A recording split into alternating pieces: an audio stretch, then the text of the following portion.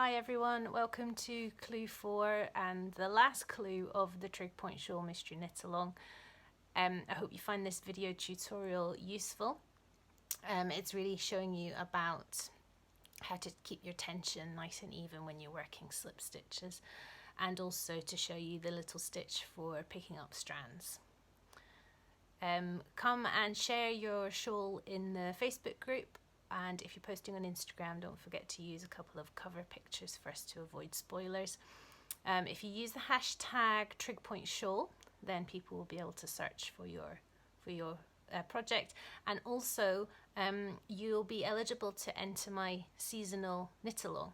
So the spring knit along finishes up at the end of May, but from the 1st of June, your shawl will be eligible for the summer knit along, which will finish at the end of August. So if you add the hashtag MHD seasonal KAL, so it's Maddie Harvey Designs seasonal KAL, so MHD seasonal KAL, KAL, to your post, then you'll be entered for the prize draw for that at the end of August, which is a little while to wait, but we're right on the cusp between the spring seasonal KAL and the summer one. So if you add that in, that means you have a chance to win a prize at the end of August. Okay, I'll let you get on with clue 4. Enjoy! I wanted to show you for clue 4 about slipping stitches, just about how to tension the yarn when you're slipping. So I am on the setup rows on the last repeat of the 4 rows. So I've done the first row with my yarn A, which is the brown, and I'm about to do, well, I've started already the second row on the right side with my yarn B.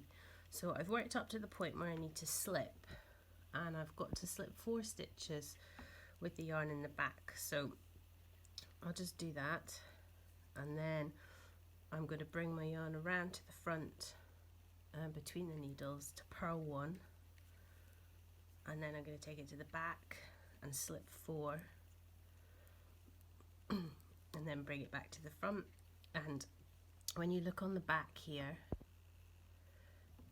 you can see my floats here, so they're not really loose, you know, they're not like this, they're not a big loop, but they're not super tight, it's not pulling. Okay, it's just quite an even tension. They're slightly kind of sticking out from the work. Okay, it'll be better to have them slightly on the loose side than too tight, because when you block your shawl, you're going to stretch it. So you do want them to be a little bit loose, but you don't want a big massive loop like that. Okay, so just kind of stranding it across the back of the 4 slip stitches as you're working. So you're purling 1, this is on the right side, yarn to the back, slip 4, and then bring it back to the front to purl, and I'm just keeping the strands like that. Okay, if you find they're too tight, what you could do is just sort of pull the stitches along a little, and that will elongate that float slightly. But as I say, I would err on the side of slightly looser than too tight. I'm ready now to work the stitch that says knit 1 with strands. So it's going to be this stitch here, and what I want to do is on the back of the work I want to pick up these 2 strands here, which are from slipping 4 stitches. Okay, just because they're quite long, and if we pick them up and knit them together with this next stitch, that will stop them catching on anything when you're wearing your shawl. So from the back and going from the top to the bottom, just pick up those 2 strands on your left hand needle tip and then knit them together with that stitch.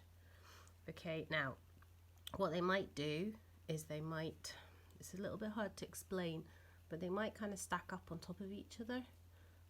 What you want to do is just push them down slightly, and that will stop them showing through from the right side. So I'll just get to the next one and I'll show you again.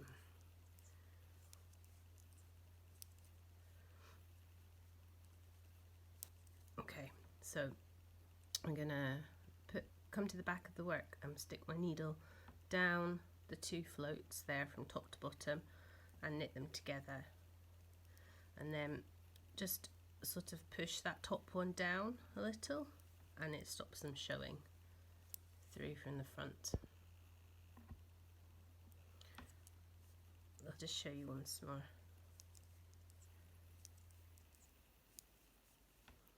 So from the top to bottom, just pick up the two long strands and knit them,